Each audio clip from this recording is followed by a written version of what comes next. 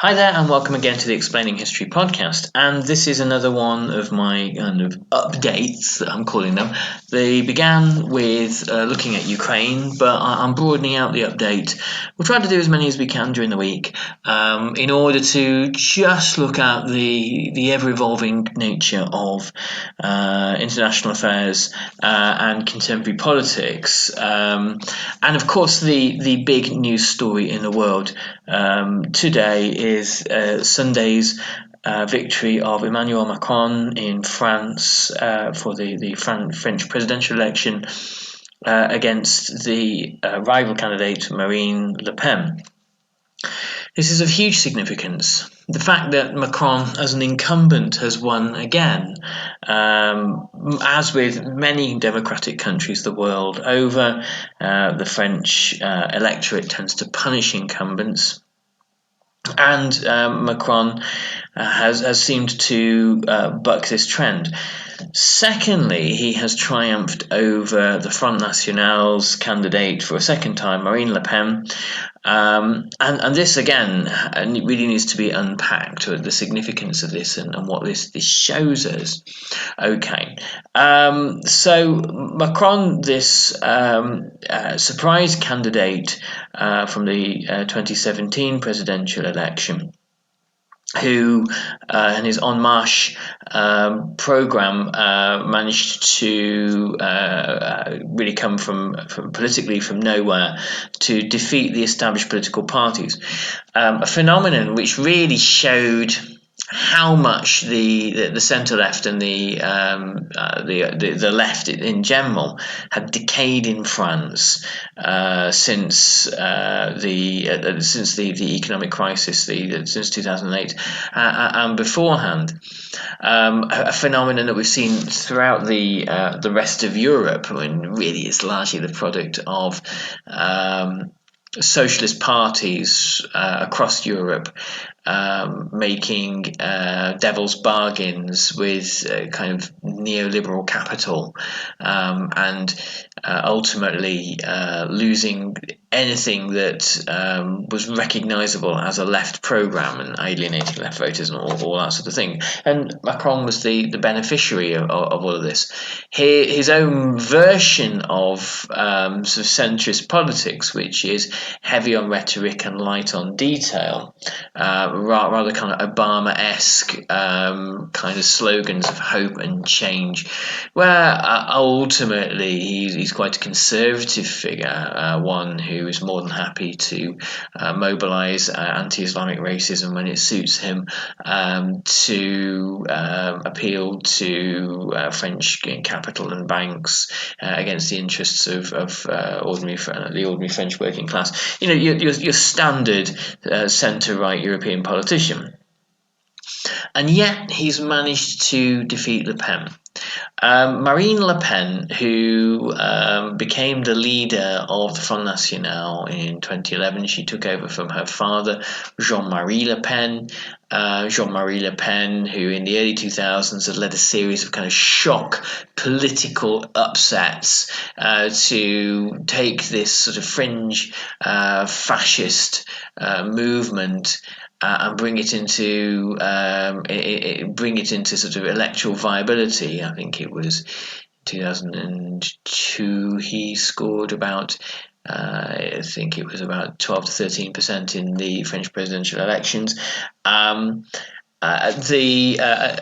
2011, when Marine Le Pen, his daughter, took over, she engaged in this practice that, again, fascist parties around the world tend to do, this kind of gentrification.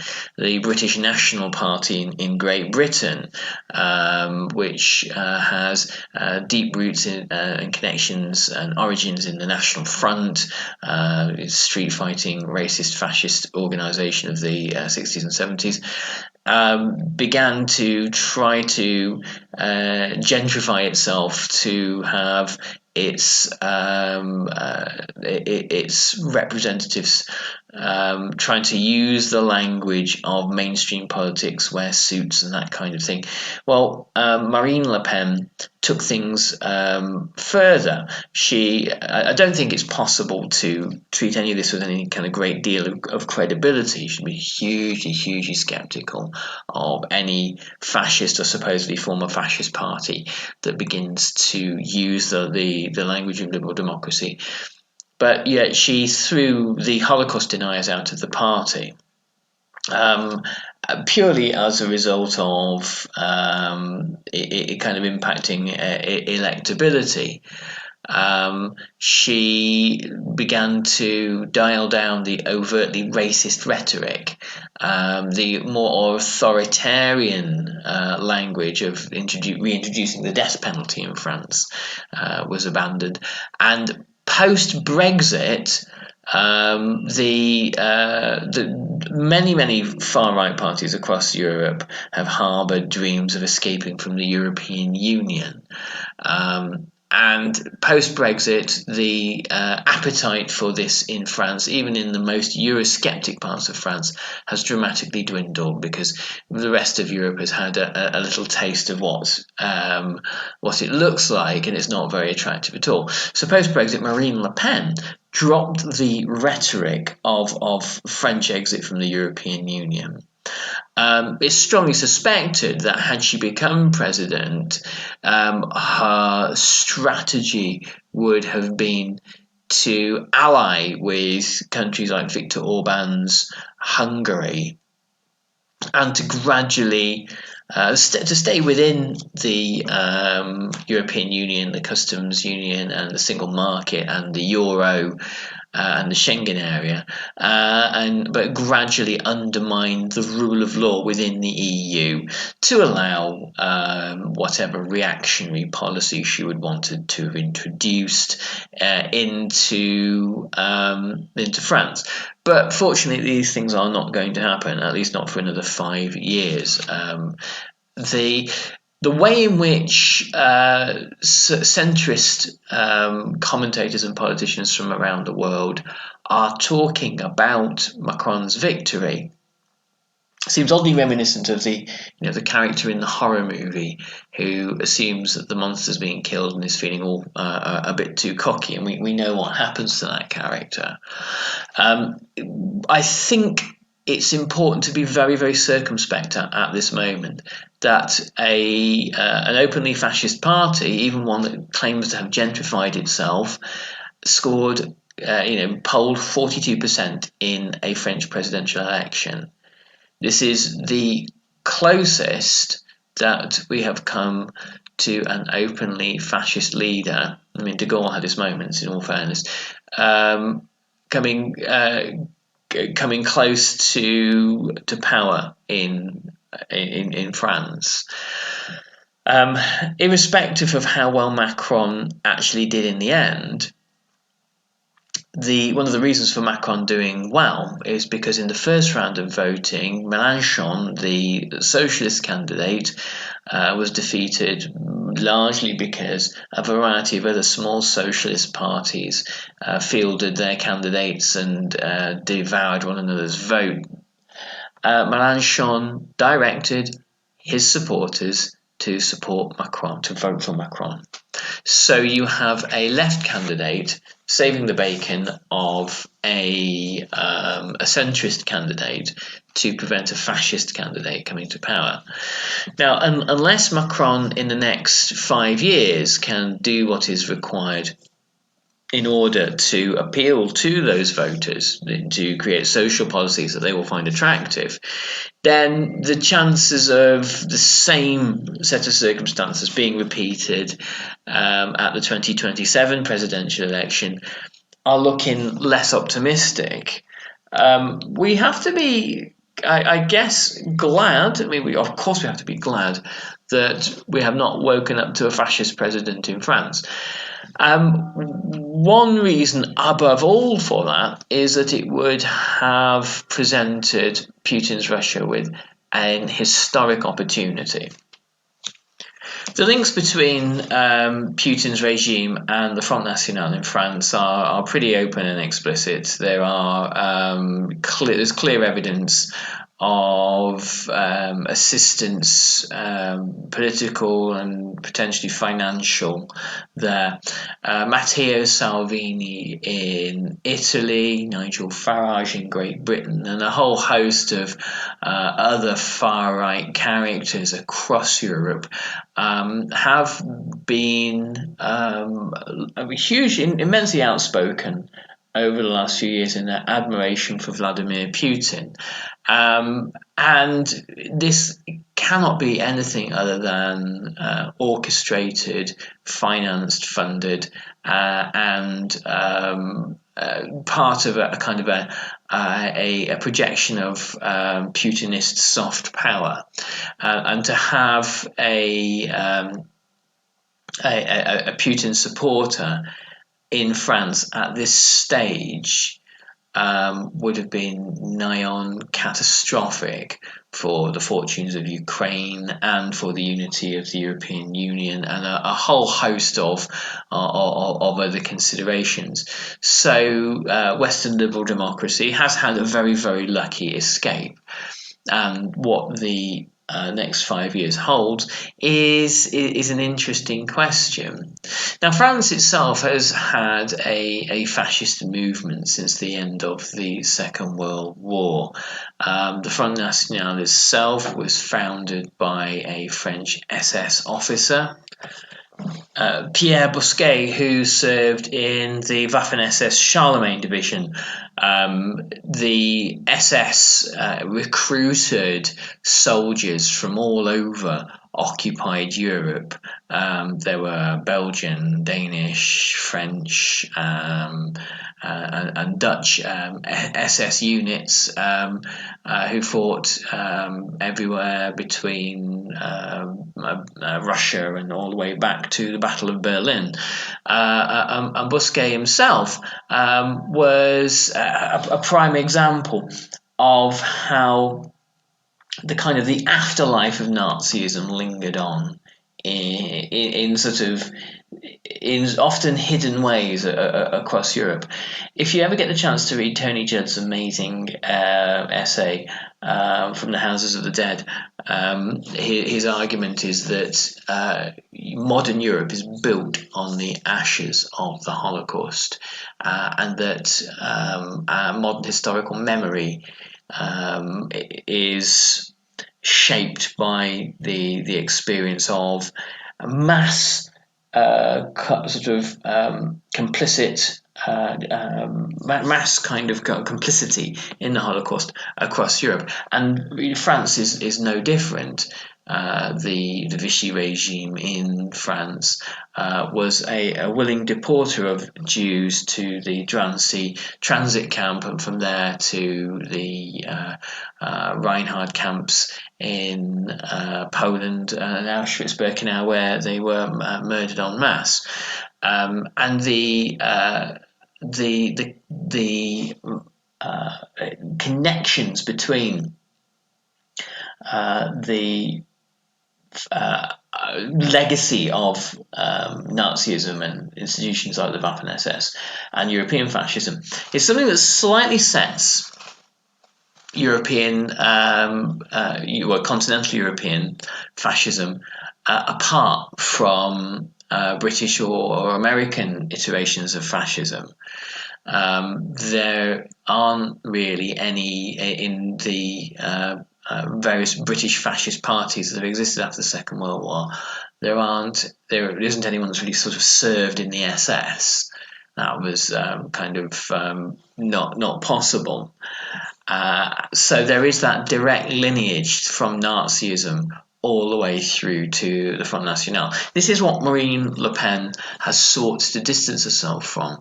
The other strands of fascist thought in the post-war era, particularly Poujadism, are still very much kind of alive and well in French protest.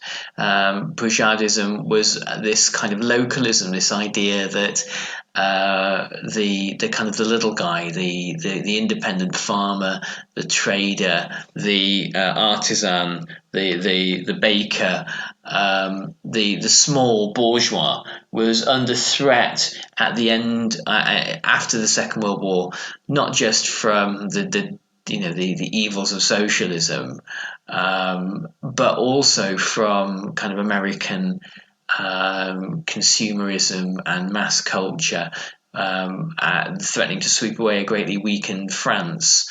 But the subtext to Poujadism was there was always a kind of a virulent anti-Semitism that ran through it all, saying, it is these Jews that are responsible for our misfortune, not to kind of rather ignoring the fact that meant that France's Jews had declined immensely in number after having been denounced by the sorts of people that Poujade saw as his electoral base.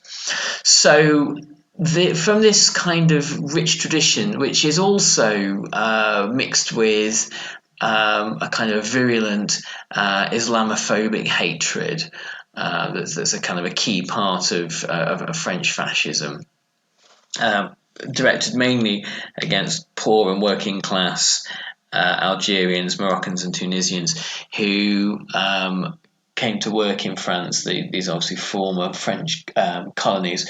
Come to work and live in France, and live very often in the kind of the roughest of the banlieue estates, which ring cities like Paris.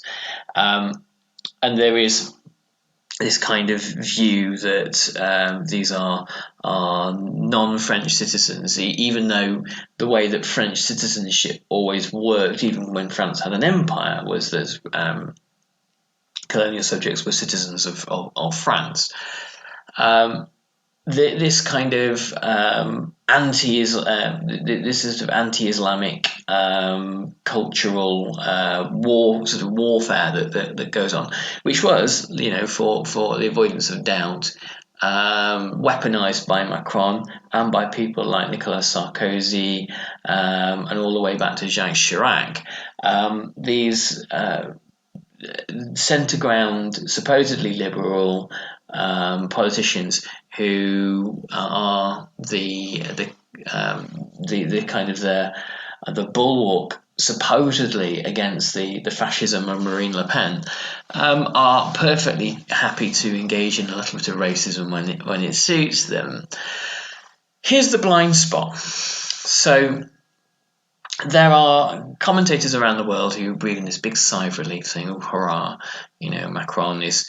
We've got the world of not of Trump and Putin, but a world of these wonderful figures like Macron, Biden, and Zelensky are emerging." By the way, the majority of liberal commentators in the UK know absolutely nothing about Volodymyr Zelensky, and I suspect are probably in for a rude awakening about him in the not too distant future. Not because I know something particularly insightful about him, but it's just normally the way when Western commentators put all their eggs in one particular basket and look at some national leader who they approve of and make this kind of Manichaean division between light and dark, good and bad. They often sell themselves a pup, and I suspect they're in for some sort of forthcoming disappointment. But I could be wrong. This idea that this kind of new liberal centrist world is emerging, I think, is hugely premature. There is a reason why after 2008, Britain and Europe and America and other first world countries have been through a series of these kind of convulsions. And let's not forget that Turkey, India, and other non-first world countries have also these kind of BRIC countries, these rising countries, Brazil, for example, have also been through a similar series of populist convulsions. And there are many reasons for this, but if centrism, if this idea, this embrace of kind of liberal democracy, free markets, privatization, the whittling away of welfare states, the gradual erosion of pensions, and all the things that tend to happen under under the umbrella of neoliberalism, if that was so wildly popular, the reasons why we have had a period of right-wing populism then make no sense. It might possibly be that populations in democratic countries are starting to weary of right-wing populism, but that's to assume that people are generally looking at things in an internationalist perspective. The reasons for one election going one way in France and another election going a different way in America or somewhere else are very often based around local factors. There is a kind of an anticipated downfall of Boris Johnson here in Great Britain, which looks at the moment more and more likely, much to the kind of the glee of those who voted Remain and those who traditionally revile the Conservative Party, but also the